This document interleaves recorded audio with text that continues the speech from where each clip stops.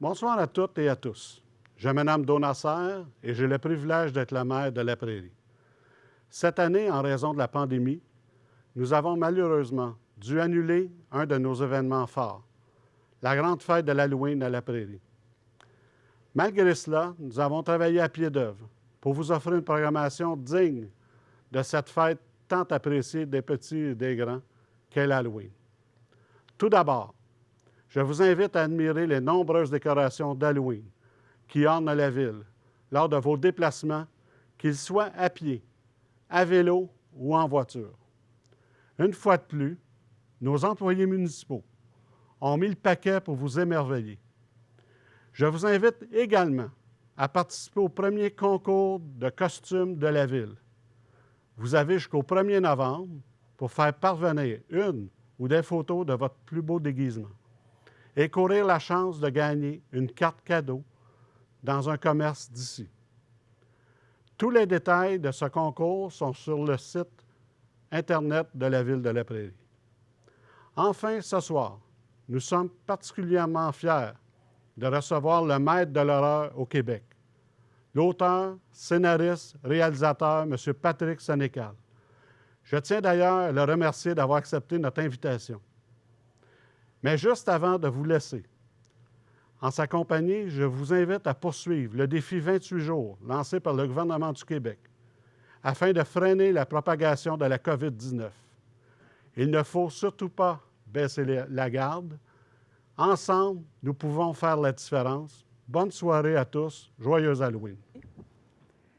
Bonsoir à tous. Dans le cadre d'une programmation d'Halloween exceptionnelle, la Ville de La Prairie ainsi que son partenaire, la Caisse des Jardins de La Prairie, sont heureux de vous convier à cet événement virtuel unique qui fait honneur à la tradition de la grande fête de l'Halloween du Vieux La Prairie.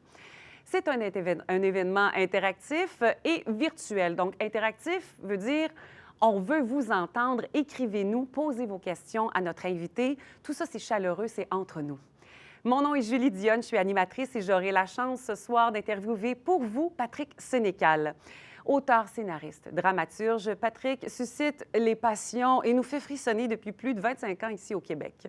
Ses œuvres 51-50 rue des Ormes, Les 7 jours du Talion ainsi que Sur le seuil ont été portés au grand écran. Il a reçu plusieurs prix, dont pour son roman Alice, pour Elle.com, Le Vide, entre autres. Et il est très versatile, vous le savez probablement, il a écrit des œuvres jeunesse, des pièces de théâtre et, petite primeur pour ceux qui ne le savaient peut-être pas, il y aura très bientôt de disponible une adaptation en bande dessinée de son roman Alice. Alors, mesdames et messieurs, on l'accueille, oui, chaleureusement, le maître de l'horreur du Québec, Patrick Sénécal.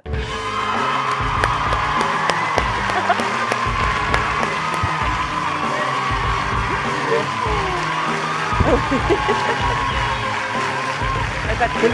Ben oui, on va faire. Ben oui, on à se serre la main. distance. Salut, salut. Voilà. Bienvenue à La Prairie. Merci Merci. d'être là. Merci beaucoup. Merci de l'invitation. Et comment vas-tu, dis-moi? Ça va bien. Ça va bien. Oui, ça va bien. Je suis parmi les chanceux qui n'est pas trop angoissé par ce qui se passe. Je suis tanné, évidemment, comme tout le monde, mais pas angoissé, c'est ça, juste tanné.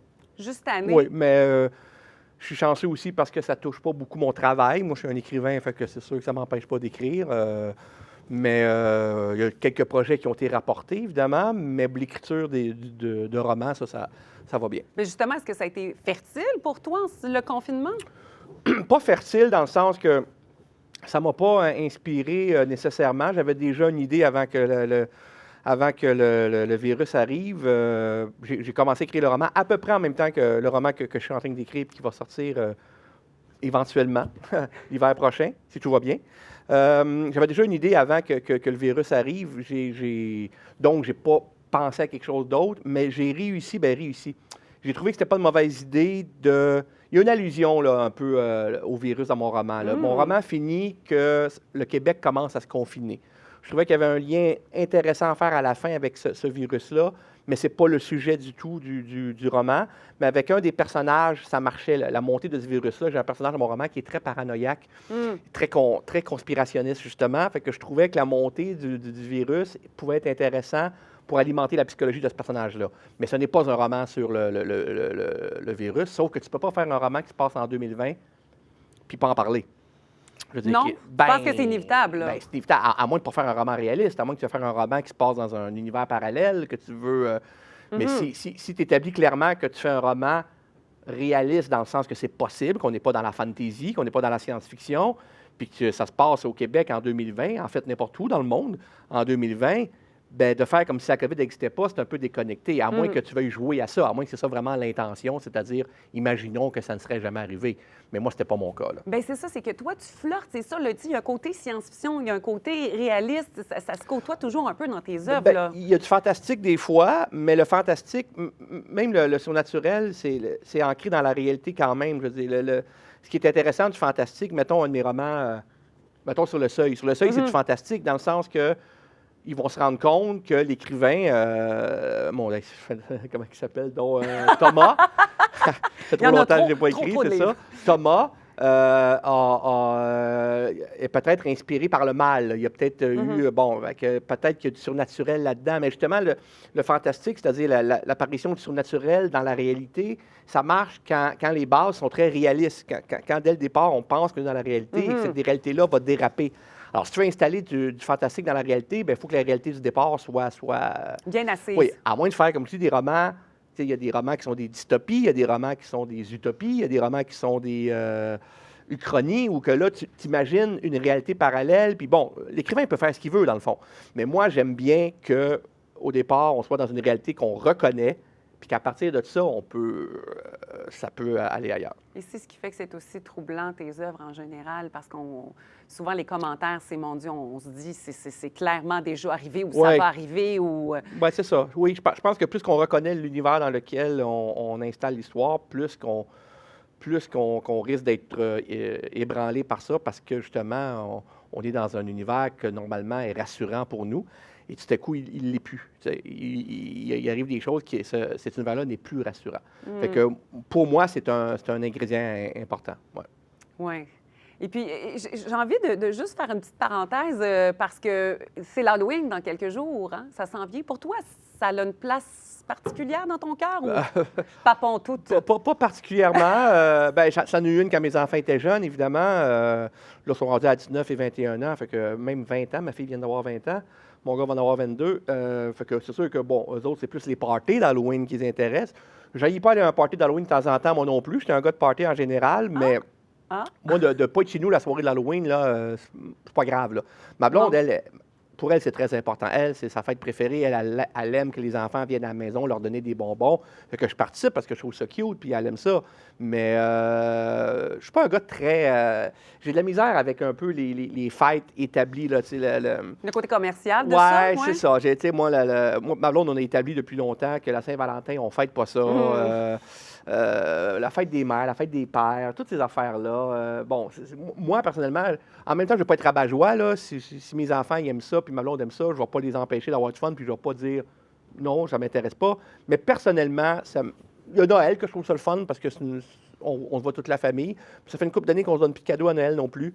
Fait que oui, j'ai un peu de misère avec ce côté très commercial-là. Mais c'est un peu comme 365 jours par année, l'Halloween, un petit peu aussi, quelque part dans ta vie. Dans ma vie, oui, peut-être. C'est peut-être pour ça que ça ne m'impressionne pas tant que ça. Mais je trouve ça cute de voir les enfants courir dans les rues. Moi, je me rappelle quand j'étais petit, j'aimais ça l'Halloween. Là. Fait que, c'est quoi ton souvenir là, qui te vient, là, qui t'a vraiment marqué de l'Halloween là, quand tu étais plus jeune? En fait, ce que j'haïssais bien gros de l'Halloween, je me rappelle de ce que j'aimais, mais on se rappelle surtout de ce qu'on n'aime pas. Hein. Des fois, on dirait, dans certaines situations, on dit « Ah, ça, c'était plate. Puis l'Halloween, ce que je trouvais plate, c'est les rares fois que les personnes nous demandaient de chanter une chanson pour avoir des bonbons. Je ne sais pas s'ils font encore ça. Je pense qu'ils font moins ça. J'ai demandé à mes enfants, quand ils passaient dans le temps, ils vous demandent ça, puis ils m'ont dit les deux non. Fait que je pense qu'ils ont compris, à un moment donné, en vieillissant, les générations, qu'arrêter de demander ça aux enfants, c'est tellement plate, c'est tellement insultant, c'est tellement malaisant. Hey, tu veux des bonbons, chante une chanson. C'est terrible, c'est terrible. Moi, Alors, à la maison? moi, je ne faisais pas ça avec mes enfants, dans Non. le temps que je passais avec mes enfants. Non, faites pas ça. Quand, Faites pas ça. quand je passais avec mes enfants, quand ils étaient tout petits, s'il y avait un parent qui avait demandé ça, je pense que j'aurais dit, arrête, tais-toi, donne des bonbons, puis ferme-la. Non, tu fais pas ça à un enfant. Fait que ça, c'est un souvenir de pas le fun. Très désagréable. J'aimais ça, j'aimais courir, j'aimais me déguiser. Je me déguisais toujours en monstre ou en monstre. En Ouais. monstre, Je me c'était déguisais ça? pas en pirate, je me déguisais pas non, je me déguisais pas en, non, j'allais dire en indien. Là, dans le temps, on pouvait se déguiser en indien. Là, on ne peut plus faire ça. Là, Non. ça serait, je comprends pourquoi aussi, là, ça l'a dit. Mais moi, je me déguisais en... J'avais des costumes safe parce qu'aucune communauté ne pouvait m'en vouloir. Je me déguisais en monstre ou en vampire. Ça ou passe bien partout. C'est ça. J'ai jamais eu la Ligue des vampires qui est venue se plaindre que je faisais de l'appropriation culturelle. Fait que j'étais correct avec mon costume de vampire. Mais c'est ça. Ou un gars qui avait mangé une volée et qui était plein de sang. J'aimais même mettre du sang partout. J'aimais ça me couvrir de sang. Tu vois, il y a une certaine logique quand même dans tout ça. Ben là. oui, Il y a une certaine visiblement, cohérence. il y a une cohérence, là. On sent la cohérence. Ouais. J'étais curieuse de te demander en rafale un peu des petites questions, puis il y en a une de celles-ci qui était si tu étais un personnage fictif, justement, tu sais, comme là, tu m'as nommé le monstre, mais est-ce qu'il y en a un qui t'a accroché dans la littérature, peut-être dans certains, ou des archétypes ou de la mythologie? Oui, mais ceux qui m'ont marqué, je ne suis pas sûr que je voudrais être eux, parce que c'est des personnages souvent très, très troubles, très... Ben, s'il y en a un que je voudrais être, mon Dieu, c'est une bonne question. Je sais pas. J'aimerais ça être un... J'aimerais ça être... Mon Dieu, je sais pas. C'est une maudite bonne question. J'ai jamais voulu être quelqu'un Ben d'autre. c'est ça, peut-être, J'ai c'est jamais... ça. Non, c'est ça. J'ai jamais... Je réalise pendant que tu me poses la question que... Même si on me disait qui tu voudrais être dans la vie, à part toi, je ferais non, ça va. Moi, je suis. Patrick Sénécal est bien dans sa peau. J'aurais peut-être aimé ça, venir au monde, mettons, mais ça c'est cliché, bien du monde pourrait dire ça. Je pense que je ne suis pas le seul. J'aurais aimé ça peut-être venir au monde 20 ans plus tôt. J'aurais aimé ça vivre les années 70 à 20 ans. Tu sais, moi, je suis né en 67, fait que les années 70, pour moi, c'était mes années d'enfance. J'aurais aimé ça être un artiste dans les années 70. J'aurais aimé ça commencer à écrire dans les années 70. Je trouve qu'il y avait une effervescence des années 70 artistique qui avait de l'air assez délirante. Est-ce que c'est moi qui mythifie? Ouais, c'est une mythification de ces années-là. Mais tu sais, quand j'écoute ce qui se faisait dans ces années-là en musique, en cinéma, je trouve ça extraordinaire, tout ce qui se faisait. Fait que j'aurais été curieux de... Puis il n'y avait pas cette pression-là, comme aujourd'hui, de les radios commerciales autant que maintenant, le cinéma commercial. Il y avait une liberté artistique. Tu sais, aujourd'hui, un écrivain, ben moi j'ai moins à faire ça parce que ça fait 25 ans que j'écris, mais un nouvel artiste aujourd'hui, il faut qu'il soit aussi quasiment responsable de son propre marketing sur les médias sociaux, tout ça. Oui, tout à fait. Je trouve ça terrible. J'ai des amis écrivains qui passent presque autant de temps à faire des vidéos sur Facebook puis sur leur page de fans que l'écriture même de leur roman ou de leur film ou peu importe quoi. Ça, pour moi, c'est terrible. Ça pour moi, c'est un non-sens. Je suis content de ne pas être un jeune écrivain aujourd'hui, mais j'aimerais aimé ça être un jeune écrivain des années 70. Voyons ça de même. Ça boucle bien la boucle. Puis ça me porte à te poser une question que je voulais te poser un petit peu plus tard, justement. Qu'est-ce que tu donnerais comme conseil à un jeune écrivain là, dans ce contexte-là, justement, où on a accès, les droits d'auteur, des droits... en fait, le contenu est vraiment accessible. Il faut travailler fort sur son branding. Ouais. Je pense qu'un jeune écrivain n'a pas le choix de s'en occuper un peu. Même si je trouve ça triste, je pense que je dirais occupe-toi-en un peu, même si ça ne devrait pas être la job de l'écrivain de faire ça. Je pense qu'aujourd'hui, tu n'as pas bien le choix. Mais cela dit, je pense quand même qu'il faut prioriser l'écriture même. Je pense que ça doit demeurer ça. Faut que le roman, on parle d'écrivain ici, là, faut que le roman demeure le produit entre guillemets, mais c'est un produit quand même. Il faut que ça demeure le produit essentiel de la démarche artistique. C'est-à-dire, parce que je connais des gens qui, pendant qu'ils font leur produit artistique, sont en train de penser en même temps aux produits dérivés, aux vidéos qu'ils vont faire avec ça. Je pense que ça, c'est... Oui, occupe-toi-en si tu veux, mais mélange pas les affaires, mélange pas les choses. Je pense que quand tu écris un roman, la seule affaire qu'il faut que tu penses, c'est de faire le meilleur roman possible. Il ne faut pas que tu te demandes ça va être qui le public cible. Il ne faut pas que tu te demandes est-ce qu'il va y avoir un film possible à faire là-dessus. Il ne faut pas que tu te demandes est-ce que c'est trop violent, pas assez violent, y a-t-il une histoire d'amour, est-ce que tout le monde va se reconnaître dans le roman. Et là, je veux préciser ça. C'est intéressant ça, que tu nommes ces questions-là parce que... Oui, parce qu'aujourd'hui, c'est ça que je veux préciser, là, dans le sens que, oui, il faut tailler. Moi, depuis 25 ans que j'écris, C'est sûr qu'il y a des questions que je me pose maintenant que je ne me posais pas il y a 10, 15, il y a dizaines d'années. OK. Et c'est correct. Des questions genre... parce que tu as des réflexes comme... moi, je suis un gars de 52 ans qui vient de sa génération, de cette génération-là de cinquantenaires. Alors, c'est sûr qu'il y a des affaires qu'il faut que je me mette à jour puis que je comprenne. Comme, c'est vrai que le réflexe que tu as quand tu écris, quand tu es un gars de 50 ans, blanc, hétérosexuel, tu as tendance à mettre en scène des gars blancs, hétérosexuels. Et c'est vrai que ça peut être un peu fatigant dans le sens que l'univers n'est pas composé que d'hommes blancs hétérosexuels. Visiblement, non. Et moi, visiblement, non.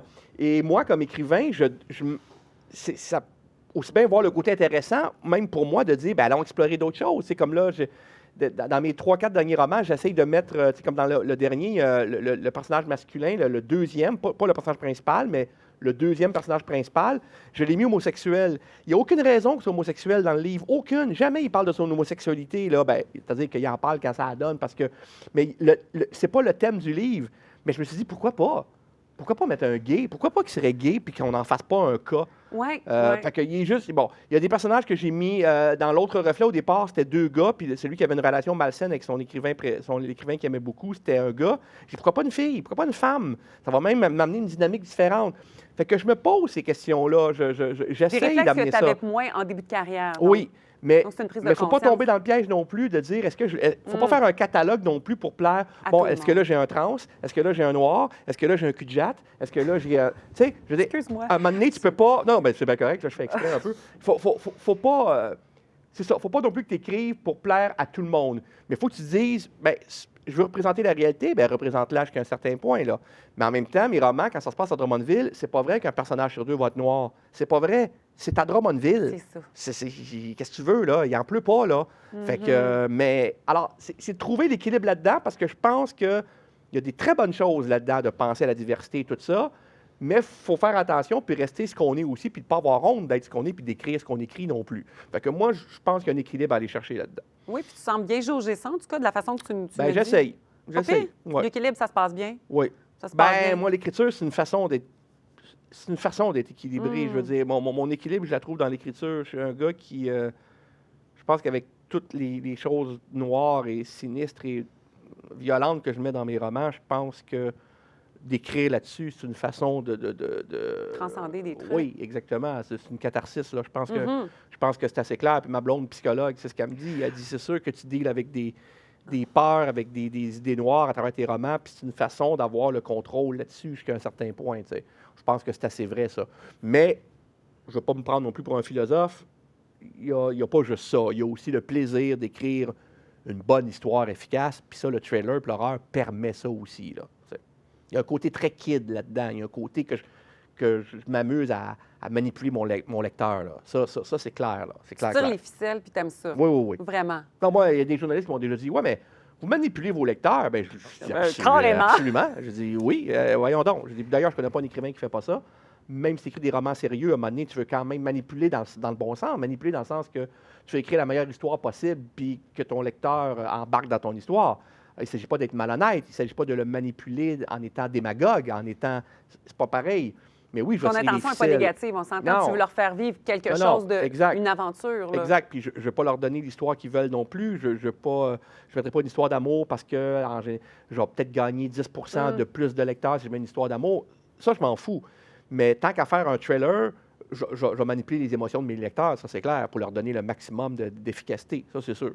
Tu parlais de transcender, justement, là, ce côté-là plus sombre qu'on a tous en nous, là, parce que, semble-t-il, nous avons tous ça. Je suis sûre que ta blonde est d'accord avec ça. Hein? Oui. Bon, toi, tu as plongé dedans, puis tu transcendes quelque chose avec ça. Est-ce que, justement, tu es habité de... Est-ce que tu fais des cauchemars? Est-ce que tu as des phobies, des peurs? Dis-moi. Moi, j'ai peur de la mort. OK. Ma plus grande peur, c'est ça. Puis La mort ou la souffrance? Non, la mort. Ben, ça ne me tente pas de souffrir non plus, là, mais... mais si j'ai le choix, là, entre manger une claque à la gueule ou mourir, là, je vais manger une claque à la gueule. Je vais souffrir pas longtemps, puis après ça, on va continuer à vivre. Mais Qu'est-ce qui était peurant dans la mort? Ben, parce que je ne sais pas c'est quoi. C'est l'inconnu de la mort qui me fait peur. Mon dernier roman parle de ça, parle de la peur de... Mon personnage, il me ressemble beaucoup. Là. Les peurs qu'il y a vis-à-vis de la mort, c'est les miennes. C'est-à-dire l'idée que qu'est-ce qui arrive une fois qu'on meurt. Puis plus je vieillis, plus, ça fait longtemps que je ne crois plus au paradis avec le bon Dieu avec une barbe, là. Ça fait longtemps que je ne crois plus à ça, mais j'ai toujours voulu me dire, il doit y avoir quelque chose après, là, je ne sais pas quoi, mais ça serait le fun qu'il y ait quelque chose. Et plus je vieillis, moins je crois à ça. Plus que je suis en train de me faire à l'idée qu'il n'y a sans doute rien, que sans doute que c'est le néant, puis c'est fini. Et quand je dis ça à mes amis, ils me disent, ben, où le problème? Je veux dire, tu ne sentiras rien, ça va être fini, tu vas pas... S'il n'y a rien, tu ne vas pas mourir puis dire après, « Ah non, il n'y a rien. » Il n'y a rien. Tu t'en rendras pas compte. Tu t'endors et tu ne te réveilles pas. Mais je ne l'accepte pas quand même, cette idée-là. Je n'accepte pas l'idée que le party va continuer sans moi. Je n'accepte pas l'idée que la vie va continuer sans moi. Puis je suis un gars heureux, avec tout.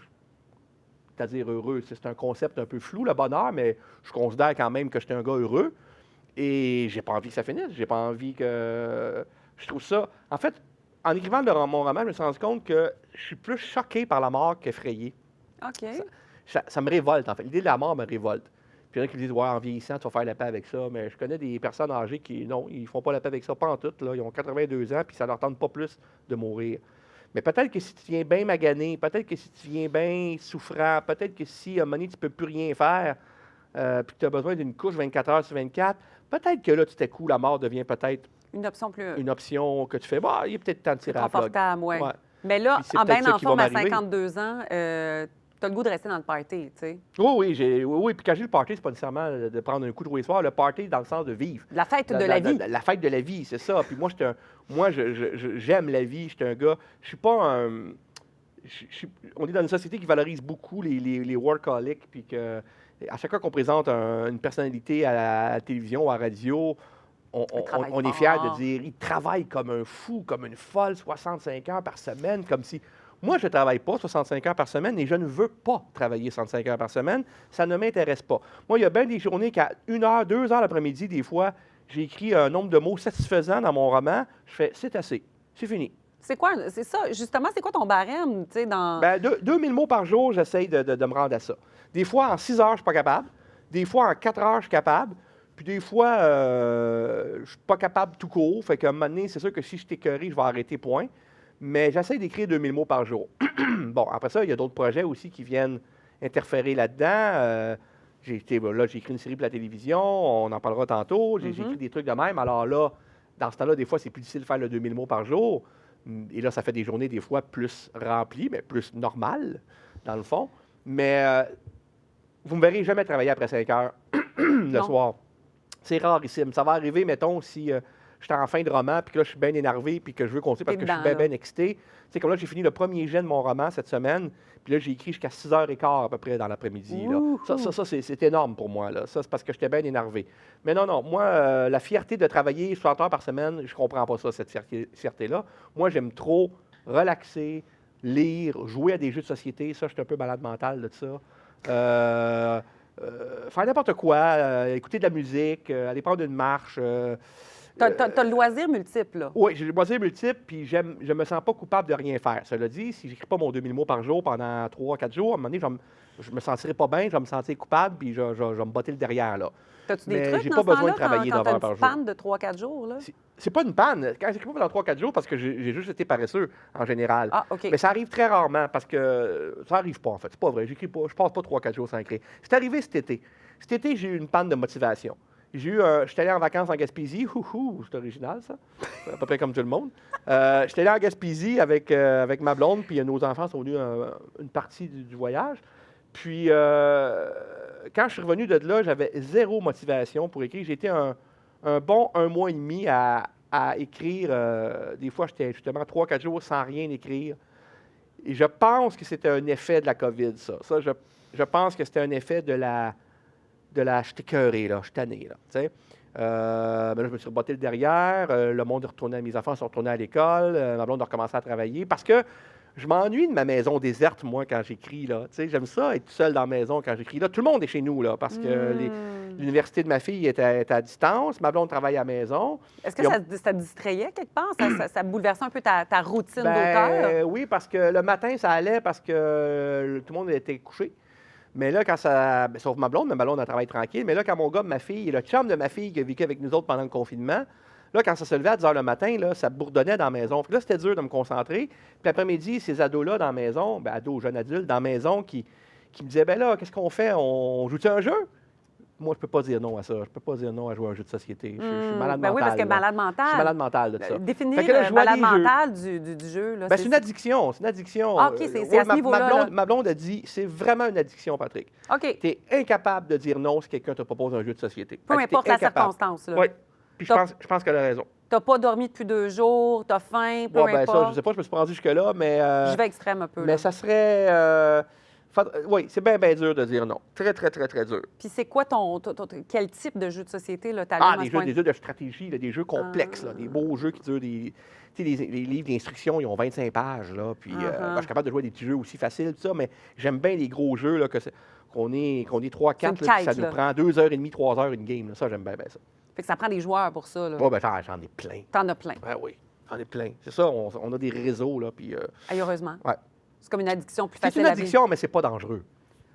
C'est Ça a qui l'air est- d'être assez sain, C'est assez sain, oui. Puis c'est social. Mais là, en ces temps-ci, on joue pas mal moins, hein? différemment. Oui, je joue avec la famille. C'est ça, là. Fait que là, quand ma famille me propose un jeu, je peux pas dire non. Fait que là, je travaille moins. Ah. Mais tu sais, je peux pas me plaindre parce que j'ai le privilège, je peux me permettre de pas trop travailler. Quand même chanceux, là. Tu sais. Mais là, j'ai recommencé, là. Là, j'ai recommencé. Tout le monde a recommencé l'école. Mon fils a recommencé l'école. Ma fille a recommencé l'école. Fait que là, je peux me permettre de... J'ai plus de temps chez nous pour... je suis plus tranquille pour travailler. Il y a comme un retour plus. Qui ressemble un peu plus à ce qu'était le c'était le monde temps d'avant. avant. C'est ça, c'est ça. Mais ma blonde est en haut, mais je ne l'entends pas. Elle est tranquille dans son bureau, à travail. Mon fils il est passé à son stage. Parce qu'il lui, il est chanceux. Les stages marchent encore. Fait que lui, il est passé 4 jours par semaine. Fait que je retrouve une certaine... C'est ça, une certaine condition. Mais je ne vais pas me plaindre parce qu'il y en a qui ont tellement de la misère. J'ai des amis écrivains qui sont paralysés depuis 6 mois, là. Ah oui. Paralysés, ah oui. Des gens très angoissés. Puis ça, l'angoisse, quand tu es un anxieux, un vrai anxieux, là, je Pas parle pas très d'une... inspirant, là. Non, il y en a que la COVID, côté anxiété, ça leur rentre dedans. Puis si on rit d'eux autres, ben, on n'a rien compris c'est quoi l'anxiété, là. Ça se contrôle pas, là. Ils s'en veulent, ces gens-là, d'être anxieux. Ils trouvent pas ça le fun, là. Non. Ils aimeraient bien mieux pas l'être, là. Moi, quand ils me regardent, ils font « Moi, on dit que t'es chanceux, Sénécal, tu sais. » Toi, c'est pas quelque chose qui t'a Non, je suis visité, pas anxieux. l'anxiété. J'étais un gars stressé, j'étais un gars paquet de nerfs. Mais anxieux, non. J'ai des petites passes d'anxiété quand j'écris mon roman. Là, au milieu du roman, à peu près, j'ai une passe que je suis convaincu que mon roman n'est pas bon. Ah, Ça, j'ai toujours ça. systématiquement, ça? Oui, tout le temps. C'est ma blonde qui m'a fait réaliser ça, par elle a raison. Parce qu'à un moment donné, je disais, hey, je pense que j'ai manqué mon coup, là, mon amour. Là. Je pense que je me suis vraiment. Je suis gouré, là, complètement. Là. C'est vraiment pas bon ce que je suis en train de faire. Puis là, elle me dit, tu es rendu au milieu à peu près, là? Ben, grosso connaît modo, bien, ouais, là. ben, tu sais ça. Peut-être qu'elle sait toujours demain. Y en a-tu que t'as flushé? Non. Oh. Tout a abouti, là. Oui, parce que je me fais un plan avant de faire un roman. Fait que si c'est pour pas marcher, je vais m'en rendre compte pendant le plan. OK. Si je fais mon plan au complet, qui n'a pas besoin d'être très long, là, mais si je me fais un plan qui a une bonne ligne directrice, ben je peux voir déjà si ça va marcher ou non. Mais malgré ça, à chaque fois que je fais mon premier jet au milieu, j'ai le doute. Là. Je me dis, ah non, fuck, ça ne marchera pas ce coup-là, je me suis vraiment fourré. Comment tu fais pour t'en sortir de ce bout de doute-là? Là, parce que ça peut être paralysant. Là, Continue. justement. Peu importe. Ben oui. Tu suis le plan. Ben oui. Ben, c'est-à-dire que le plan, tu peux. C'est pas à cause du plan que j'ai des doutes, parce que je pense que mon histoire est plate, tout simplement. Peu importe le plan, je pense que je suis en train de faire un roman pas bon. Mais le plan, de toute façon, il y a toujours des libertés avec le plan. Je veux dire, tu n'es jamais obligé de suivre un plan à la lettre. Le monde pense que... J'ai des amis écrivains qui trouvent ça bien effrayant que je fasse un plan parce qu'ils disent, moi, ça me paralyserait un plan. J'aurais l'impression que j'ai plus de liberté. Puis ça, je respecte ça. Ils ont le droit d'écrire comme ça. Mais moi, le plan me permet d'avoir la liberté, après ça, de faire ce que je veux parce que le plan, il existe, ça me rassure. Oui. Fait qu'après ça, je peux bien faire des détours, je peux bien changer. Puis dans tous mes romans, il y a des choses dans mes plans qui ont changé par rapport au premier jet, là. Tout le temps. J'ai jamais suivi un plan à la lettre. Mais la ligne directrice est là, et ce qui n'a jamais changé, jamais vraiment, c'est la fin. Ça a toujours fini comme j'avais prévu, mes romans. Ah, bien, Tout le ça, temps. justement, je voulais te demander, c'est-tu toujours prévu, tes fins? Tout le temps. Vraiment? Tout le temps. Tu sais où tu t'enlignes, Je là, commence pas- jamais un roman sans savoir comment il va finir. Ça t'est pas arrivé de te surprendre en Non. cours de route, finalement, de Non, faire... pas sur la fin. Pas sur la fin. OK. Comment y intéressant. arriver? Oui, des fois. Il peut y avoir des mini-changements à la fin. Là. Je me rappelle que le roman fin, justement, F-A-I-M-S, par exemple, j'avais prévu de le finir dans une pièce à la maison. Finalement, ça finit pendant la fête du personnage principal. Mais l'émotion que cette fin-là devait... La tension psychologique qui devait sortir de cette scène-là, c'est la même.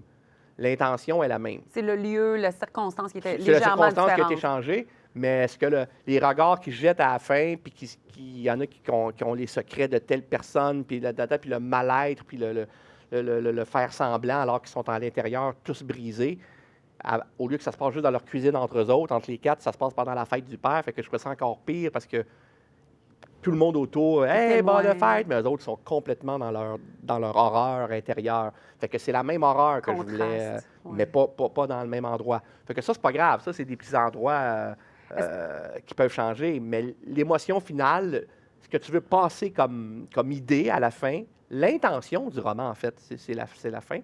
Ça n'a jamais changé.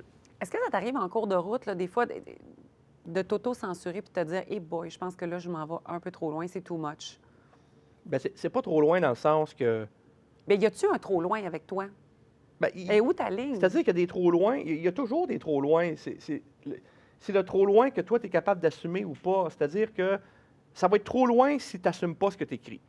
Si tu n'assumes pas ce que tu écris, si tu n'es pas capable de défendre ce que tu écris, bien, tu es allé trop loin. Ça veut dire que s'il y a une scène très violente, à un moment donné, ou très sexuelle dans un de mes romans, puis que quelqu'un me dit c'était pas nécessaire, ça, t'as juste ça pour épater la galerie, là, puis si je suis pas capable d'y répondre, de dire pourquoi je l'ai fait, moi, je dis t'as raison, je suis allé trop loin. C'est pas. C'est déjà arrivé? Non. Mais ça veut dire qu'il y a des gens, oui, qui m'ont dit ça, c'est exagéré, mais je savais quoi leur répondre, je savais quoi leur dire. Puis il y a dans Malface aussi. Dans Malface, qui est une série, c'est de l'humour, il y a beaucoup d'humour. Fait que dans l'humour, oui, tu peux beurrer épais juste pour exagérer puis pour faire rire le monde. Fait que là, il y a moins de justification. Mais il y a beaucoup de scènes dans Malface de violence que dans un livre sérieux, ça n'aurait pas marché. Ça n'aurait pas. D'ailleurs, si tu dépasses les limites, souvent, ce qui va se passer, c'est que les gens vont éclater de rire. Là, si on pense... Ça devient ridicule. Ben oui, c'est ça. Mais si on pense à des limites morales, oui. Dans le sens que, je peux-tu parler de ça, mettons la violence aux enfants, bon, avec ce qui est arrivé à Godbout il n'y a pas longtemps, par rapport à son roman Hansel et Gretel, c'est la pédophilie. Moi, je le connais en plus, Godbout, puis c'est épouvantable, là, ce qu'il a vécu, qu'on l'ait arrêté parce qu'il a écrit une scène où un enfant est abusé sexuellement par son père, je me rappelle bien, mais à la fin, c'est pas un roman qui encourage la pédophilie, c'est un roman qui la dénonce. Puis à la fin, le père, il mange une maudite volée, puis il est puni, puis on est content, puis il souffre en maudit. Alors, c'est pas mais on l'a accusé de pédophilie. Alors ça, si on se met à écrire en pensant comme ça, il y a un problème. Mm-hmm. Si on se met... là, on est tous contents qu'il soit innocenté, parce que s'il avait été reconnu coupable, ça veut dire quand on écrit, il faut... Censurer. Il faut se censurer, il faut penser à la moralité. Tu n'as pas à penser à la moralité quand tu écris. C'est-à-dire que oui, tu peux le faire, mais on n'a pas à interdire. Un roman n'a pas à être moral.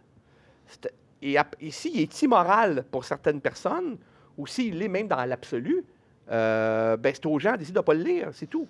Mais tu ne peux pas arrêter quelqu'un, tu ne peux pas emprisonner quelqu'un parce qu'il a écrit quelque chose que la société considère immoral. Si c'est de l'incitation à la haine, ça, c'est une autre histoire. Si c'est de la diffamation, c'est une autre histoire. Mais est-ce que... Puis même si quelqu'un écrit quelque chose d'horrible et de répréhensible et tout ça, bien moi, comme lecteur, je vais avoir le choix de le lire ou pas. Mm-hmm. Je vais avoir le choix de dire, bien moi, ça ne m'intéresse pas, je ne lirai pas ça. Quitte à le dénoncer après sur les médias sociaux, quitte à faire des débats, mais tu n'as pas à interdire quelqu'un d'écrire ça. Moi, est-ce que ça m'intéresse? Bien, chacun a ses limites personnelles, comme je disais tantôt, pour être capable, si tu es capable de les justifier ou non. Ouais. La violence aux enfants, j'en parle dans beaucoup de mes romans, mais c'est sûr que je ne la décris pas dans les détails. Mais j'en ai déjà décrit un peu. C'est un choix que tu as fait. Je veux dire, pareil, oui, c'est un choix. Tu aurais pu là, décrire. C'est un choix, mais je ne juge pas ceux qui n'ont pas les mêmes choix que moi. C'est ça que je veux dire. Mm-hmm. C'est pas parce que moi, ça ne m'intéresse pas d'écrire une scène précise de pédophilie que je dis que ceux qui le font n'ont pas le droit de le faire. Parce que moi, je suis sûr qu'il y a des écrivains qui trouvent que moi, je vais trop loin. Mm-hmm. Je suis sûr qu'il y a des écrivains qui disent, moi, ce Sénécal, ce qui est écrit là, je trouve que c'est too much, mais ils ne m'empêcheront pas de le faire pareil. Parce qu'eux ne seraient pas à l'aise d'écrire ça. Et je crois aussi que de plus en plus, il y a des choses qu'il faut faire attention. On est dans une société... Tu sais, il y a des scènes... on regarde des vieux films, des fois, on ne pourrait plus tourner ça, ces scènes-là. C'est ça, les mœurs changent. Les mœurs changent et c'est correct. Encore là, il faut faire la part des choses. des scènes de viol, des trucs comme ça. Il faut faire attention parce que c'est touché. vrai qu'il y a eu de la complaisance là-dedans. Dans les années 70, il y a beaucoup de films d'horreur qui montraient des viols, puis que c'était un peu complaisant et tout ça. Je comprends qu'aujourd'hui, on ne pourrait plus faire ça, puis c'est correct aussi. Mais il y a l'autre extrême. J'ai entendu des gens aussi dire et me dire, ben, tu es un gars, tu n'as pas le droit de parler de violence faite aux femmes parce que tu es un gars. Mais ça ne marche pas, ça. Ça ne marche pas, cet argument-là. Non. Parce que si on prend ça au pied de la lettre, on va leur dire, donc, je ne peux pas mettre de femme dans mes romans parce que je ne suis pas une femme. Fait que là, d'un côté, Ça peut aller loin, ben là. là, il faut se brancher. Je veux dire, Ouais. on demande aux auteurs, hommes blancs, hétéros, de mettre des personnages différents d'eux dans leur roman. Mais vous ne pouvez pas me dire en même temps, mais parle pas de violence conjugale, de violence faite aux femmes parce que tu n'es pas une femme. Là, ça se contredit. Mais là, c'est une minorité de gens qui disent ça. Hein. Je veux dire, en général, c'est pas ça le discours. On entend beaucoup ces gens-là, mais la plupart des gens, la plupart des féministes, la plupart des regroupements de minorités culturelles et tout ça, c'est le gros bon sens qu'ils demandent, là. C'est juste pensez à nous autres, soyez, montrez qu'on existe, donnez-nous une place. On ne peut pas être contre ça. On peut pas être contre ça. C'est le gros bon sens. Mais tu ne peux pas empêcher non plus un écrivain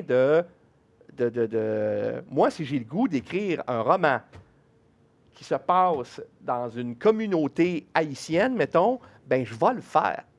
Je vais le faire. Je vais m'informer, par exemple. Comprends-tu? Mais il n'y a personne qui va me dire, comme écrivain, tu n'as pas le droit de parler de telle affaire ou telle affaire. Ça, il n'y en C'est est ça, pas parce que question. ton angle- Ça, il n'y en est pas question. Bien, ce que je comprends, c'est que c'est ça. Ton angle est clair, puis en même temps, tu dis si ça sert l'histoire, si c'est pas par complaisance, c'est tout. Si j'ai juste le goût de le faire. Parce que l'art, ça peut être aller à la rencontre de l'autre, d'ailleurs. D'amener un point de vue d'un blanc sur une communauté haute, ça peut être intéressant. Informe-toi, dis pas n'importe quoi, ça, je suis d'accord, là. Tu sais, puis engage des conseillers. Fais tes recherches. Fais des recherches, mais ça, un écrivain sérieux devrait toujours faire ça. Mais on ne peut pas empêcher quelqu'un d'écrire sur ce qu'il veut. Ça, moi, toute forme de censure, pour moi, est inadmissible. Je veux que le lecteur, la société, après ça, ait le choix de décider si on accepte ça ou non, comme lecteur et tout ça, qui est à le boycotter, l'auteur, après. Mais il a le droit de le faire quand même. Moi, je pense qu'on a tous les droits, puis que le lecteur a, après ça, l'intelligence de décider si ça lui plaît ou pas, puis si c'est sérieux ou pas. Très intéressant comme point de vue, mais d'avoir cette liberté-là, puis de laisser le choix au lecteur, Ben, c'est parce que visiblement, si on de vivre l'aventure qu'il a envie de vivre, puis de voir c'est quoi sa propre limite aussi. Oui, puis parce que Parce si on que n'a ça- pas cette liberté-là, je veux dire, qui va décider à partir de où que ça s'applique la censure? C'est toujours ça le problème. C'est comme la peine de mort. C'est très clair de dire aux gens, un homme qui a violé 35 enfants puis qui les a découpés en morceaux, c'est sûr que si cette personne-là se fait tuer, on ne sera pas très triste personne. Fait que la peine de mort, pour des cas extrêmes de même, c'est jamais compliqué. Mais à partir de où qu'on applique la peine de mort? À partir de quel crime que quelqu'un mérite de mourir? Combien? Tu sais, Qui c'est va ça, c'est c'est ça, quoi les le critères? nombre de meurtres, la façon qu'ils ont Ouais. été découpés. Qui décide ça et qui va décider ça? Moi, je ne veux pas être la personne qui va décider qui mérite de mourir ou non. Alors, la censure en art, c'est la même affaire. Qui va décider? C'est sûr que si quelqu'un écrit un roman dans lequel le gars il encourage tous les hommes à aller violer les femmes, on va dire, ça n'a pas d'allure, publiez pas ça. Mais à partir de quelle zone que quelque chose n'est plus publiable? À partir de où que quelque chose n'est plus... Et qui va décider ça? C'est ingérable. C'est ingérable.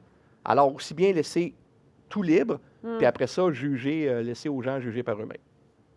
Sauf s'il y a de la diffamation, comme je l'ai dit, Oui. sauf si légalement, on est capable de prouver qu'ici, on incite à la haine, puis bon, évidemment, là... Puis une intention négative, là, qui est c'est vraiment... ça, là, il y a qui sert pas il y a vraiment un personne. projet haineux derrière, Ouais. derrière le... Bon, ça, c'est notre histoire. Mais ça, on n'est pas là, on parle pas de ça, là. Est-ce que tu te fais peur, des fois, entre lisant? Tu fais, hé là là, Non. jamais. Non. Non. En fait, quand... Ben, il y a des... Il y a des scènes, des fois, que je fais tabarnouche. Hey, là, je suis allé loin en maudit. Ouais. Mais c'est bon signe quand je me dis ça. Je suis content parce que je pense que la scène, elle marche. En fait, en général, quand je me relis, quand je me recorrige, quand je fais mes autres versions, j'en enlève toujours un peu.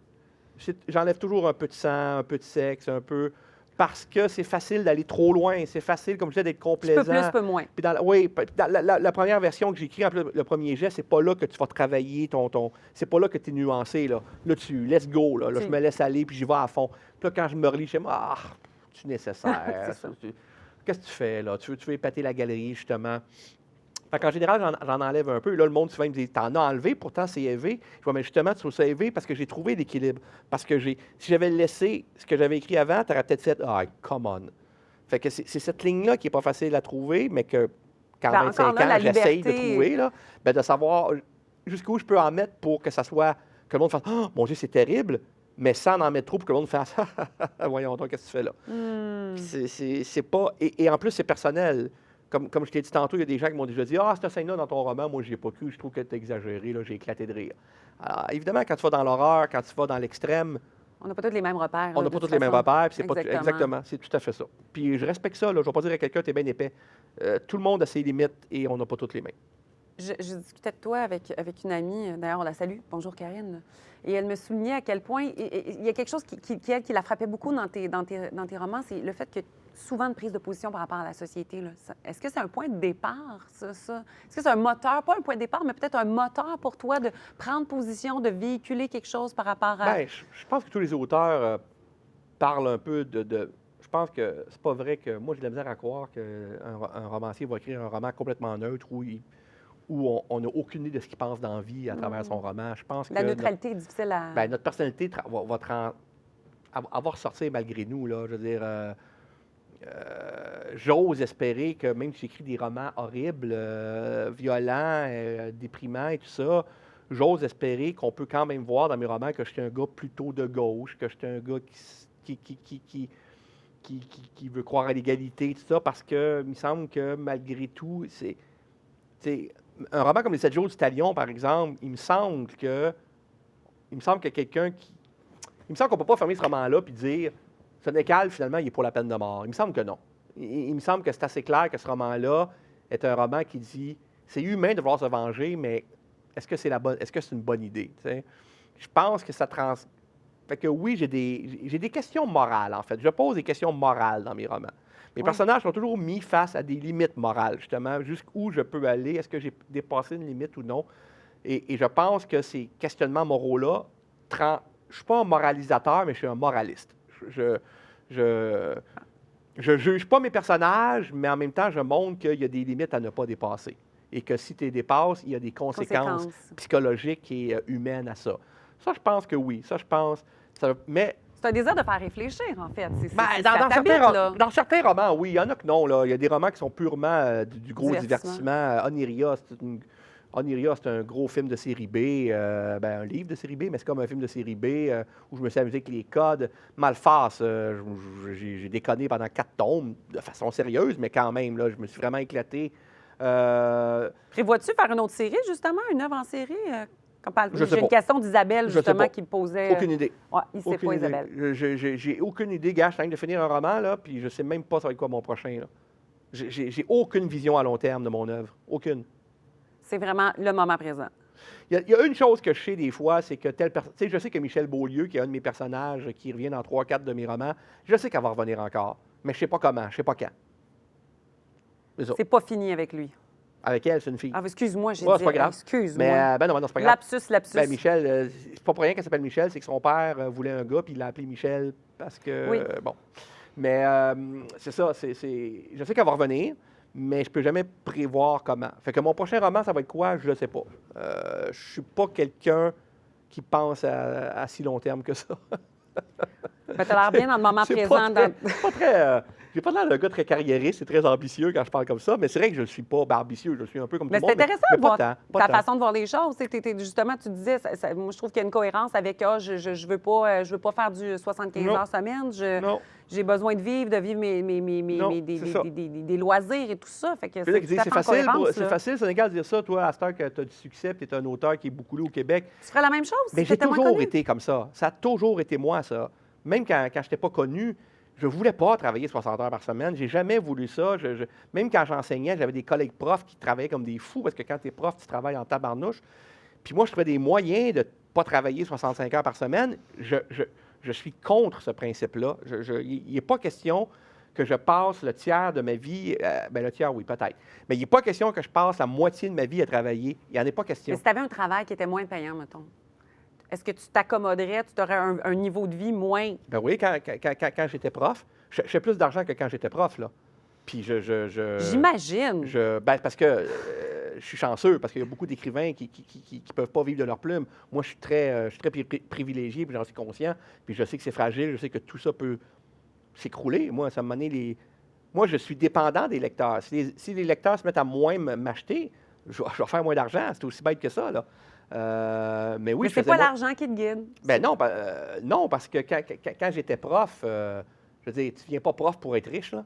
Fait que, puis j'écrivais, puis mes premiers romans, ça marchait pas pire, mais j'ai pas pu... Mon premier roman, je l'ai publié en 1994 et j'ai pu arrêter d'enseigner complètement en 2007.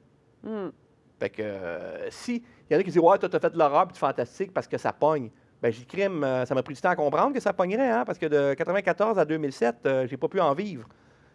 Ça allait bien, là, ça montait, mais ça a pris toutes ces années-là.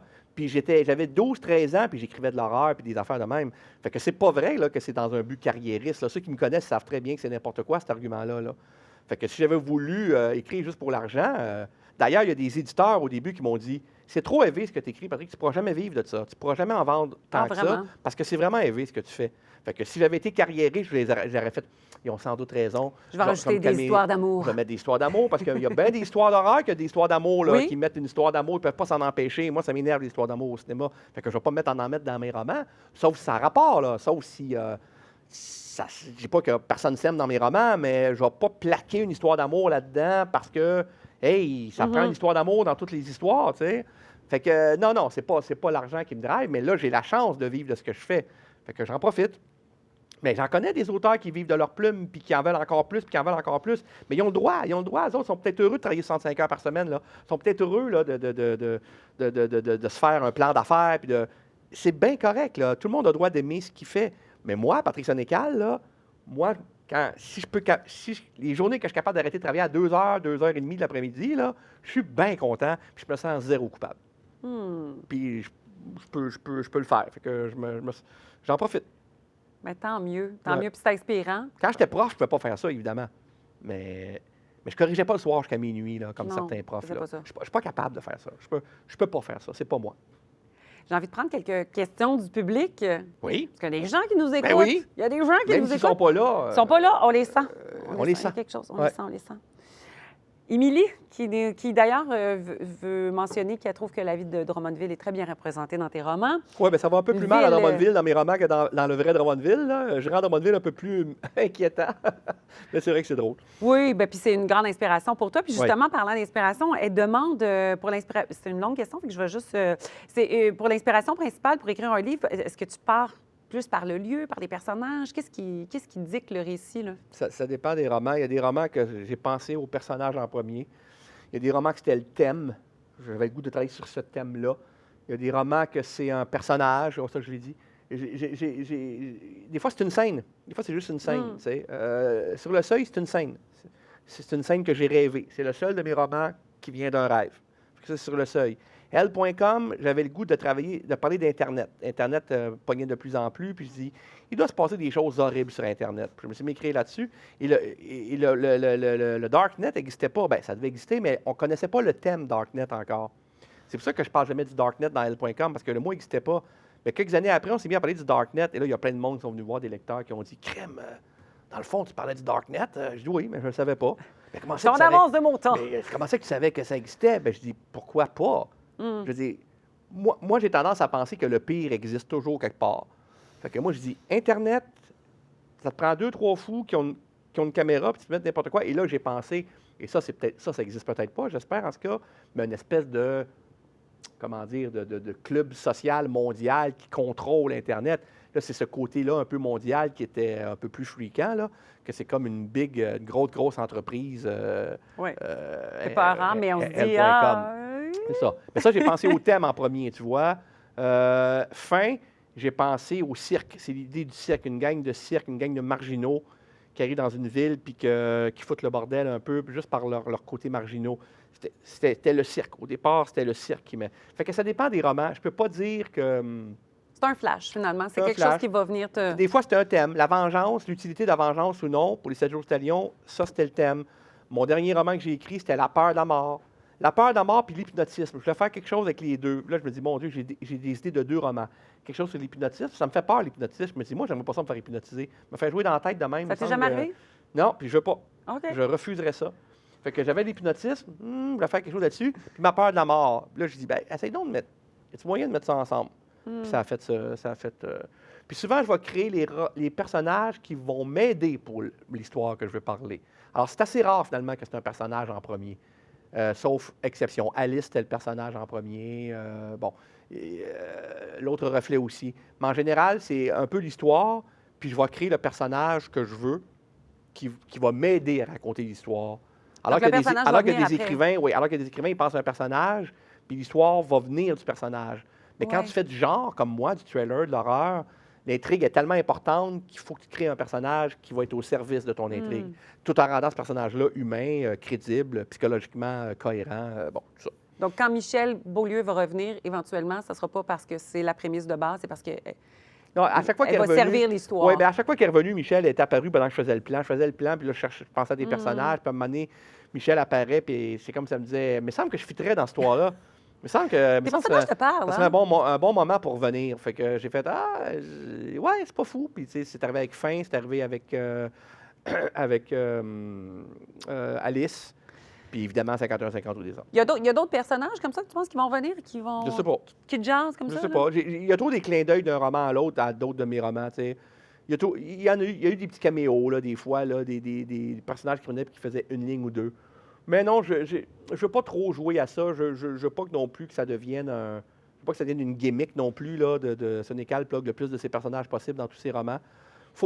La seule affaire que je veux faire tout le temps, c'est de faire un clin d'œil à un autre de mes romans parce que je veux donner l'impression que tous ces romans-là appartiennent au même univers, appartiennent à la même réalité.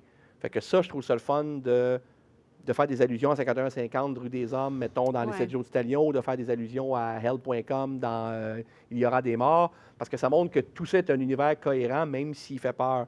Et de penser que toutes mes histoires épouvantables se passent dans le même univers, ça rend encore ça plus inquiétant, parce que tu ne peux pas fermer le roman en disant « Ouf, c'est fini, c'était juste un livre ». Non, dans mon prochain roman, on va revenir à ce qui s'est passé, donc tout ça cohabite ensemble. Fait que j'aime...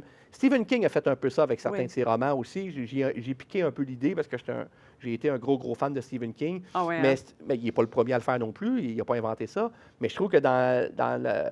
Tu sais, Michel Tremblay fait ça depuis toujours avec ses personnages, mais le faire aussi dans un climat de terreur et je trouve que c'est intéressant aussi. C'est riche. Ouais. C'est riche aussi. Ouais. Il y a une question de Natacha ici, puis je vais la lire en même temps. Je me demandais justement d'où vient l'inspiration de ton prochain livre basé sur une jeune fille de 9 ans, si je ne me trompe pas. 8 ans, en fait. 8 ans, on est proche. Je vais essayer de la garder à 8. Elle dit que normalement, tu me diras pourquoi. Normalement, tes personnages sont plus vieux, même plus souvent masculins que féminins. Donc, il y avait qu'une question par rapport à ça. D'où est venue l'inspiration? Pourquoi? Ben, c'est ça. Ce roman-là, j'avais le goût de m'intéresser à le mal dans l'innocence. Est-ce que la candeur. C'est ça. Est-ce qu'un enfant peut être maléfique? Non, j'aime pas le mot, là, mais l'horreur dans l'enfance, en fait. Là. Je trouve que j'ai exploré beaucoup de thèmes, mais je me suis dit que ce serait un défi d'essayer de créer un personnage qui peut être terrifiant, mais à 8 ans. Puis pas terrifiant parce qu'elle fait « je suis le mal », ça c'est complètement niaiseux. Ça a été déjà vu aussi beaucoup. Ça c'est déjà vu, puis ça peut être le mal malgré toi, là, puis c'est peut-être pas de sa faute, puis en tout cas, je ne peux pas trop en dire non plus, mais j'avais le goût d'explorer, puis l'idée de journal personnel, j'avais le goût d'écrire comment une enfant de 8 ans peut parler de choses horribles, pas nécessairement qu'elle a faites, mais dont elle est témoin, peu importe, puis l'écrire avec la candeur d'un enfant de 8 ans qui comprend pas trop ce qu'elle voit, puis qui n'a pas encore le jugement psychologique et moral assez développé, puis en même temps qu'elle a des prédispositions mentales qui fait qu'elle est un peu plus weird que les autres. Mais écrire des affaires comme ça, épouvantables, mais avec l'innocence puis la candeur d'un enfant de 8 ans, je me disais que le clash pourrait être intéressant. Mais moi, je ne voulais pas tricher. Il y a bien des écrivains, des fois, qui font écrire leur livre, que leur narrateur, leur narratrice est un enfant d'une dizaine d'années. Bien, ça me fait penser un peu au grand cahier d'Agatha Christophe. Oui, mais ça, c'est bon en crime, par exemple. Oui. Ça c'est réussi. Mais il y en a des fois qu'ils font écrire leur narrateur de 10 ans comme un prix Nobel de littérature. Là, pas crédible. Ils donnent une fausse maladresse, mais dans le fond, c'est méga stylisé. Il y en a que ça marche. Romain Gary avec, La vie devant soi, ça marche. Mais il y en a d'autres que je ne nommerai pas, parce que je n'ai pas le goût de planter des auteurs, mais que je fais « come on, là, arrête de me faire croire que c'est un enfant qui écrit le même. C'est pas vrai, je ne peux pas y croire, là, c'est impossible. » Moi, je voulais vraiment que ça ait l'air d'une fille de 8 ans qui écrit pour vrai, là, le plus possible. C'est sûr que ça ne peut pas être complètement crédible, mais J'essaie d'être le plus crédible. Puis je préviens au début que pour des raisons de lisibilité, on a enlevé des fautes d'orthographe, on a enlevé des fautes de ponctuation, mais on a gardé la syntaxe, on a gardé la... comme si c'était un vrai journal, tu sais. Fait qu'il y a plein de répétitions, puis c'est un peu maladroit, puis des fois, ça va faire rire parce que cette candeur-là, elle peut être cute, là. C'est ce qui fait qu'on y croit. Ben c'est ça. C'est Mais ça. en même temps, on va parler de choses des fois effrayantes que... Puis en plus, il fallait que je pense au vocabulaire. Elle ne peut pas utiliser des mots trop compliqués. Elle a 8 ans. Fait qu'elle Es-tu peut... tenu avec des enfants là, pendant ce bout-là pour te J'essaie de me rappeler un des peu miens quand il y avait cet âge-là. J'ai lu aussi des documents sur où est-ce qu'un enfant de 8 ans est rendu psychologiquement et moralement. J'ai posé beaucoup de questions à mes amis Facebook qui ont des enfants de cet âge-là. Et après ça, je vais lire pas le premier jet, parce que le premier jet, il est toujours, je le fais lire à personne, il est trop tout croche, il y a trop d'erreurs. Mais le deuxième jet, comme je fais d'habitude, je vais le faire lire à ma blonde, qui est psychologue et qui a travaillé avec les enfants dans une autre vie. Fait que je pense qu'elle va être pas pire pour me guider là-dessus. Le deuxième jet, c'est souvent celui qui... Qui est plus cohérent Qui aboutit, que ou les vous avez erreurs. Ah non, c'est pas fini, mais il n'y a plus d'erreurs. Au moins, en tout cas, il y en a moins. C'est cohérent. Les personnes ne changent pas de nom en plein milieu du livre. Je passe pas de l'été à l'hiver parce qu'en plein milieu du livre, je dis « Ah non, j'aime pas ça que ce soit l'été, ça va être l'hiver. » Ou je fais pas... J'ai fait apparaître un personnage aux 2/3, mais il faut que je le présente au début quand on va le recommencer.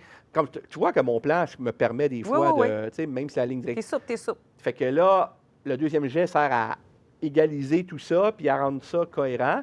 C'est pas encore super bien écrit, c'est pas encore dans les détails, c'est pas encore publiable, mais c'est assez pour que ma blonde puisse, T'as donné du feedback. c'est assez prêt pour être quand même avoir une première opinion. Ouais. C'était une question d'ailleurs d'Isabelle, ça, qui demandait combien de drafts de jets tu fais là, pour arriver au livre final. Y a-t-il une moyenne? En général, je fais 3. En général, j'écris 3 versions de mon... 2 versions, je le fais lire à ma blonde. Suite à ce que ma blonde me dit, je fais une autre version. Puis après cette version-là, je le passe dans... je fais une 4e version qui est en fait un passage à travers... comment ça s'appelle? Donc, le logiciel... Antidote. Antidote, oui. Oui, pas pour les fautes d'orthographe, ben oui aussi, mais pour les répétitions, pour des maladresses de phrases que je vois pas, sinon Trop collé. que tu es trop collé dessus, puis là, tu te rends compte que tu te répètes, ça n'a pas d'allure. Là, pour ce roman-là, je ne sais pas si je vais le faire, parce que c'est sûr qu'Antidote va exploser là, s'il lit mon roman, parce que c'est une fille de 8 ans qui écrit, fait qu'il va me sortir des erreurs de syntaxe tout le temps, il va me sortir il va dire, tu répètes 14 fois le même mot ou le même champ lexical. Fait que je vais dire, oui, je le sais. Fait que j'ai l'impression que là, je ne ferai pas ça. Peut-être pour les fautes d'orthographe, même si c'est corrigé par l'éditeur, mais c'est pas grave. Tu vas faire relire par une autre personne que ta blonde qui visiblement joue un rôle très important là, dans... Ma blonde, oui. Hein? Non, mais j'ai 2 lecteurs en dehors de ça qui vont le lire, qui lisent toujours la dernière version, la 4e version. Je le fais toujours lire après par René et Olivier, qui sont mes 2 lecteurs très, qui voient tous les détails. La garde rapprochée. Oui, et en même temps, il y a mon éditeur qui lit cette version-là aussi. Et là, suite aux commentaires de ces 3 personnes-là, je fais une 4e ou 5e version qui devrait être publiée normalement. Je n'en ferai pas 25 versions. Je pourrais, mais je ne suis pas de même. Moi, je n'écris beaucoup de romans dans ma vie. Je n'ai pas le goût d'en écrire 4 puis de prendre 12 ans chacun. Ça ne me tente pas. Je suis un boulimique, je suis un excessif. Je sais que mes romans ne seront pas parfaits, mais de toute façon, là, de l'écrire 25 fois, il ne sera pas parfait non plus. Puis là, il faut que tu te poses la question, est-ce qu'entre la 25e version puis la 4e, le lecteur normal va voir la différence? Je ne suis pas toujours sûr. Fait que, il y en a qui vont dire, t'es pas perfectionniste, Sénécal? Non, je ne suis pas perfectionniste. Pas pantoute. Je suis satisfait, à un moment donné, de ce que je fais. Je suis sévère, mais je ne suis pas perfectionniste. Non. Ça ne me tente pas d'être perfectionniste. C'est trop... Voilà, encore, c'est cohérent avec trop angoissant. Oui, c'est cohérent avec ce que je suis. Avec ton style de vie, avec ce que tu as envie de vivre comme expérience. Mais je vais publier un roman qui va être prêt, là, que je considère qui est prêt, qui est bon. Mais d'être perfectionniste, à un moment donné, c'est que... C'est sans fin, là. C'est sans fin, puis ça peut devenir extrêmement angoissant puis anxiogène. Là. Tout à fait. Parlant de contextes qui peuvent l'être, là, actuellement, le contexte actuel qui est assez polarisé, là, Est-ce que ça t'inspire, toi, à prendre position dans ton écriture ou dans... Par rapport à quoi? Le contexte actuel, je te dirais, général, là, par rapport au confinement, à tout ça, tout ça dont on est nourri dans les derniers mois, est-ce que c'est quelque chose qui est inspirant pour toi ou c'est quelque chose duquel tu te détaches puis toi, tu as déjà ta trame? Là, ben, ça m'a pas... En tout cas, comme je te dis, j'avais déjà mon idée de roman, fait que j'ai réussi un peu à rentrer la COVID là-dedans, mais Ouais. bon, là, maintenant que d'ici... après Noël, parce que là, d'ici Noël, je vais le corriger, je vais le refaire, je vais le retravailler, je vais le faire lire, bon, tout ça. Fait qu'après Noël, je devrais commencer à penser à un nouveau roman. Est-ce que... Là, c'est là que je vais voir si ça m'inspire ou non. Je ne peux pas le dire avant. Je ne le sais pas. Parce que ça me nourrit peut-être en ce moment, puis je ne le sais même pas, là. Peut-être que je n'en rends même pas compte, puis que ça va ressortir dans une prochaine idée. C'est là que je vais voir si ça va... Parce que c'est tellement présent. C'est rare qu'on ait... tellement En fait, c'est présent. la première fois qu'on vit une c'est période où, tu sais, je veux dire, 90 de l'information est consacrée autour de ça. Fait qu'on ne peut pas... Non. Puis en même temps, je me dis, j'ai le goût de parler de ça encore, tout le monde en parle, fait que mais je ne sais pas, je peux pas dire. Bien, des tensions que ça crée, tu sais, la polarisation, tu sais, tout ça. Moi, c'est plus ça qui m'intéresserait. Ben, si j'écrivais quelque chose là-dessus, ça serait sûrement par rapport à la... Ça fait une couple d'années que j'ai le goût d'écrire quelque chose par rapport à Facebook et aux polarisations que ça crée, puis à quel point la haine monte sur ces médias sociaux-là, puis que les gens s'insultent de façon hallucinante, puis que j'ai le goût aussi de faire quelque chose, mais ça, c'est ambitieux d'écrire là-dessus. Faut que tu sois ferré, parce que faut pas être l'air d'un donneur de leçons, surtout que moi, j'haïs les donneurs de leçons. J'haïs ça, fait que je veux pas en devenir un moi-même. Mais je remarque que moi, qui est un gars de gauche, en tout cas, je me considère comme un gars de gauche, il y a une certaine gauche depuis un an à peu près que je trouve de plus en plus aussi intolérante que la droite qu'elle pourfend. Et je me reconnais plus dans cette gauche-là. Je parle d'une certaine gauche, là, parce que la gauche, par définition, est encore quelque chose qui m'intéresse, puis il y a plein de gens qui sont encore... Mais je vois des gens de gauche qui, sous prétexte qu'ils ont la vertu de leur bord, vont insulter d'autres personnes de la même manière que la droite le fait. Il y a comme une radio X de la gauche, là. Mais eux autres, ils ont le droit parce que c'est pour une bonne cause. Mais ça peut être radical aussi. Mais ça peut être aussi radical, exactement. Ça peut être aussi... Pas parce que tu es de gauche que tu as le droit d'insulter sur Facebook puis de dire au monde « mange de la marde, il va chier trop de cul ». Tu peux pas dire ça sur Facebook parce que tu es de gauche et tu as le droit de traiter quelqu'un de droite de même. C'est pas vrai. C'est pas mieux. C'est aussi intolérant.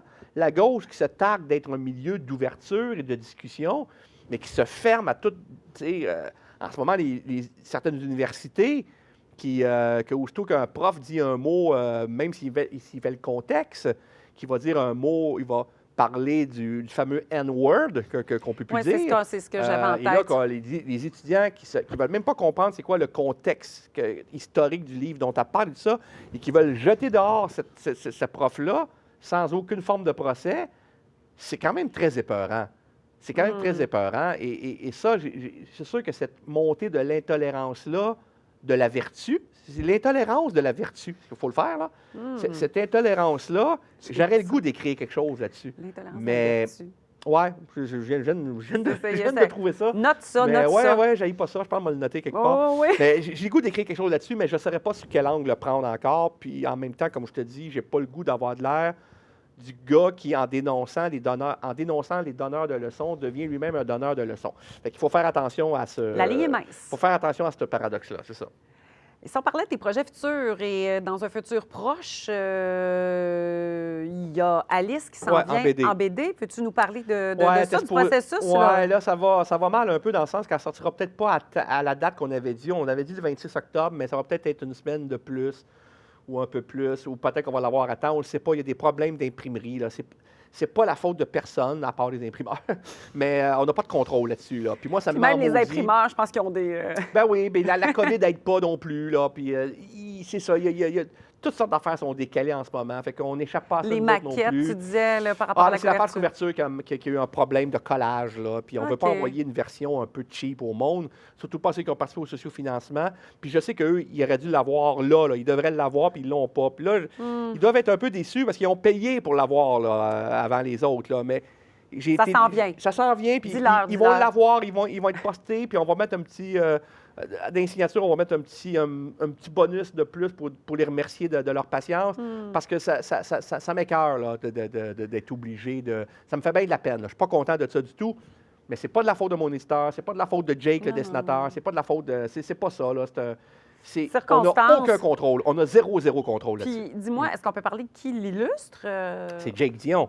C'est Jake Dion qui est un illustrateur hallucinant, un dessinateur hallucinant que j'ai rencontré dans il y a plusieurs années dans un événement où on présentait mon film Les 7 jours du Talion. Puis lui, il est venu me voir après, puis il m'a dit qu'il était dessinateur, puis qu'il aimerait ça faire une BD avec Alice. Puis il m'a montré des planches de ce qu'il faisait comme dessin. Puis bon, on s'est revus dans des salons du livre pour d'autres projets. On a pris des bières ensemble, on s'entendait bien, on a un peu le même univers, tout ça. C'est un gars intelligent, c'est un gars gentil.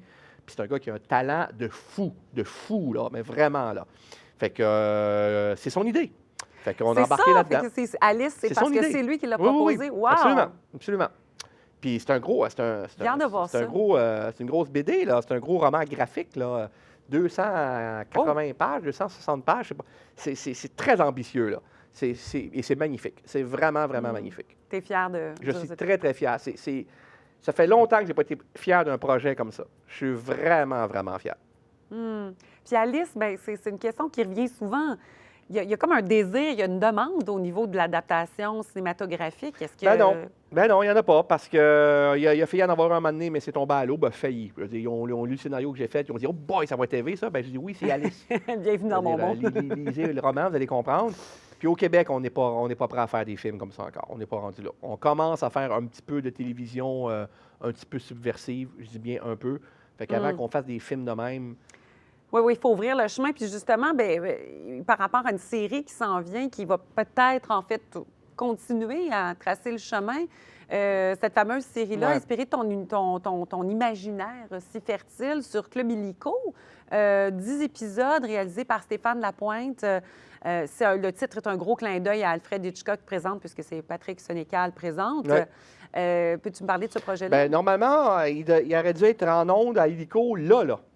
Ben oui, puis pour des circonstances qu'on comprend. Ben, c'est ça, comme à peu près tout le monde, on a annulé le dans tournage. La vie, Ben, c'est ça. On était supposé de tourner au printemps. Fait que, ai-je besoin de vous dire pourquoi on n'a pas tourné? Et, mais là, on reprendrait le tournage bientôt, là, d'ici une couple de semaines. Puis, pour, si possible, commencer à présenter des épisodes soit au printemps ou soit les 10 à l'automne prochain. OK. Quel format? Oui, mais c'est des demi-heures. OK. Des 22 minutes, en fait, là. Que j'ai des épisodes que j'ai écrits moi-même, effectivement. Je vais en réaliser un. Il y a un épisode que je vais réaliser. Je suis bien énervé. Oh, une première! Ouais. Ben, j'ai réalisé la Reine Rouge là, pour le web. C'est vrai, mais c'était de l'autofinancement, tout ça. Mais quand même, j'ai touché à la réalisation. Là. Je suis loin d'être un expert, mais je sais un peu dans quoi je m'embarque. Puis, c'est des épisodes, c'est soit de l'horreur, soit du suspense, soit du thriller. Il y a même de l'humour noir. Il y a même des épisodes que c'est de l'humour noir. Mais c'est tout... Ça module. Ça module, mais ça demeure dans l'univers de Patrick Sénécal. C'est clairement...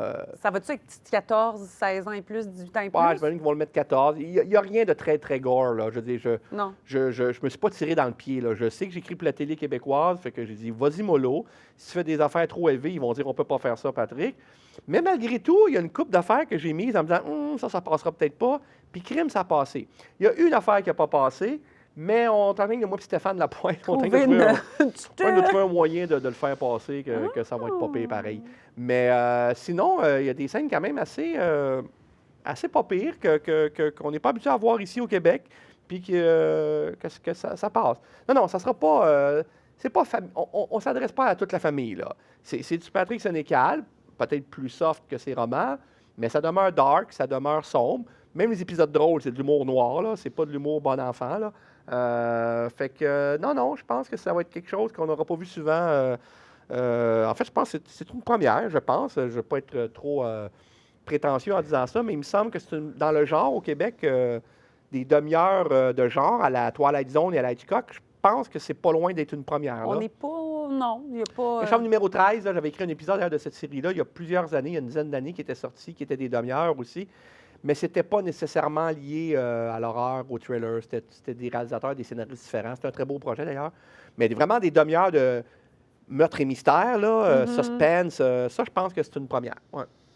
Ici, au Québec, je parle. Oui, il y évidemment. avait eu un truc, mon Dieu, j'ai un surtout pas TV à un moment donné, je pense, mais c'était vraiment des... Oui, mais ça, j'allais dire, il y a Terreur 404. Terreur 404, Terreur c'est ça. 404, qui est des 10 minutes, qui est pour le web, qui est le même principe, c'est ça, tu sais. Mais le faire, parce que l'autre, Illico, ce qu'ils veulent éventuellement, c'est de le mettre à la télévision aussi, là, tu sais. Fait que pour la télévision, c'est là que je veux dire, je pense que c'est une première dans un format précis. Mais oui, Terreur 404, puis je ne vais pas avoir l'air de ne pas vouloir en parler, surtout que je connais Samuel Archibald, puis je trouve qu'il a un talent de fou, je le trouve super bon, puis... fait que, oui, Mais oui, le format est différent, c'était puis là. je pense que ça va aller un petit peu plus loin. L'intention était la même. L'intention était la même. C'est vrai qu'eux autres aussi ont fait... c'était Mais le même ça principe. ouvrait un peu, parce que, tu sais, Ça ouvrait un souvent, quand peu. on aborde l'horreur ici, ben, on le fait avec de l'humour. Ouais, ouais. Tu sais, on a eu Série Noire, justement, Ouais. qui était comme... Ouais, ouais.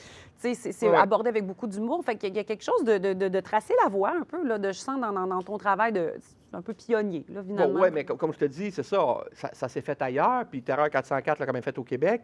Mais dans ce format précis-là, émission de télévision sur, à des 22 minutes, là, dans l'intention de le montrer à la TV, puis tout ça. Dans des heures de grande écoute, Oh, éventuellement, ben, peut-être. Non, parce que à la télé, je ne sais pas.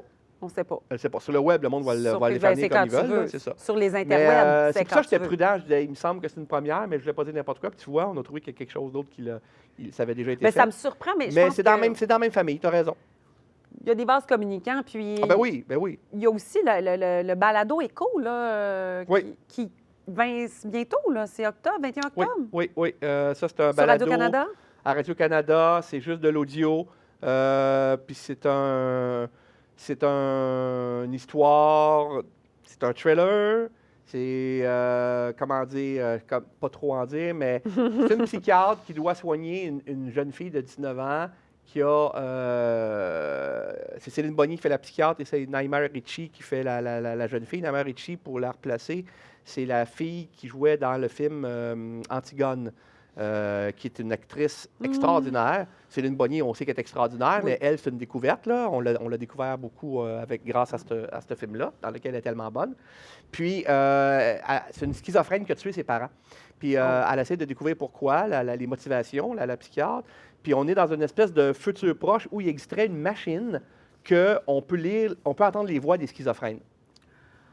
Alors, tout va être à l'audio. Comme tout est à l'audio, ben, on va être comme la psychiatre qui ne peut qu'entendre les voix de sa patiente, mais pas les voir.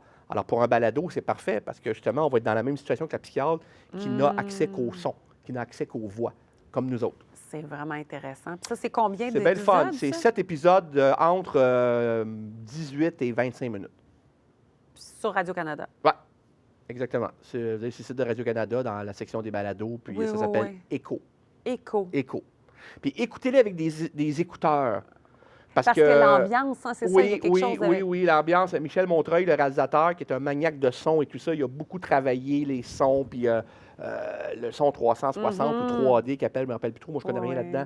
Mais tu sais, il a voulu beaucoup travailler T'entends ça. pour que quelqu'un ça soit arriver en arrière. une expérience ici. sonore, oui, c'est ça. Beaucoup avec les voix, surtout des schizophrènes là, qui ont des niveaux weird, là, puis on dirait que la personne te parle à côté de toi. Wow. Puis, fait que Ouf! vous pouvez l'écouter en auto si vous voulez, mais je pense que l'expérience la plus Ultime, là. ultime, je pense, c'est chez vous, dans un divan, avec tes écouteurs. Ça donne le goût vraiment Ouais, beaucoup. je suis bien content de ça aussi. C'était nouveau comme expérience, c'était nouveau comme type d'écriture aussi. Y a-t-il autre chose? Non, c'est pas mal ça. La série télé qu'on va commencer à tourner, la BD C'est Alice, riche, là. Écho, puis mon roman que je travaille pour le terminer, pour qu'il sorte... c'est assez, là. Ben, c'est ça, j'allais dire, pour un Ouais. gars qui veut finir de travailler à 2 Ouais. heures l'après-midi, c'est assez. Ben oui, puis là, il y a un collectif qui vient de sortir qui s'appelle Cruel, c'est vrai. J'ai écrit une histoire là-dedans. C'est un collectif d'histoires, des nouvelles qui mettent en scène des filles pour montrer que les filles peuvent être cruelles aussi. Fait qu'il y a 10 auteurs différentes, essentiellement des filles, mais il y a une couple de gars aussi, dont moi, le chanceux. Et ça met en scène des personnages féminins cruels. Et j'ai écrit une de ces histoires-là. Voilà. Ça, c'est quand? C'est Sur sorti, quel- ça. C'est sorti, là. Sur quel Ça vient support? de sortir. Sur un livre.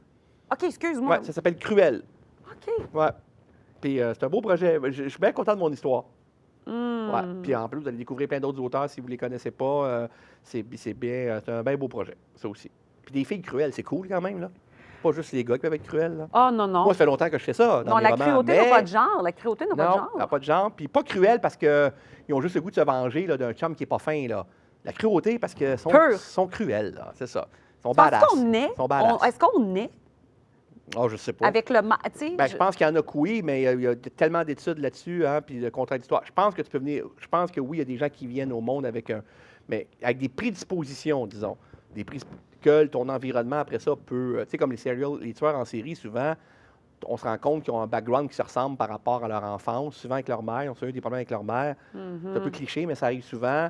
Puis qui ont eu des enfances terribles et tout ça. Mais c'est pas vrai que tous ceux qui ont eu des enfances terribles sont devenus psychopathes. Donc, tu vois qu'il y avait une prédisposition, mais qui a éclaté à cause de l'environnement.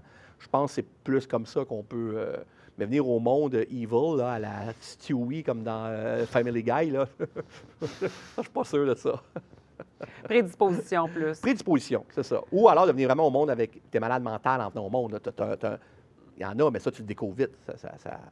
On les repère vite, ces On gens-là. les repère vite. En tout cas, visiblement, toi, tu as une belle prédisposition au bonheur facile. Et, Oui, malgré l'histoire que j'écris, oui. Il y a un bel équilibre. Oui, je suis doué pour le bonheur, puis oui, tout à fait. Ça a été vraiment un plaisir de te rencontrer, Merci d'entrer dans beaucoup. ton univers. Plaisir partagé. Ben, merci. C'est bien le Puis fun. Merci aux gens à la maison pour vos questions, tout ça. Il Oui. y en a certaines que je n'ai pas nommées parce qu'on a répondu. Qu'est-ce que tu veux, ben c'est ça. Ça s'est passé dans le maelstrom. C'est ça. Tu as le verbe facile. Hein? Oui. Voilà, oui, c'est très agréable de t'avoir en entrevue. Ben, merci beaucoup. Merci à toi, Gilles. Merci beaucoup. On vous souhaite un bel Halloween, une bonne fin de soirée, puis merci d'avoir été avec nous.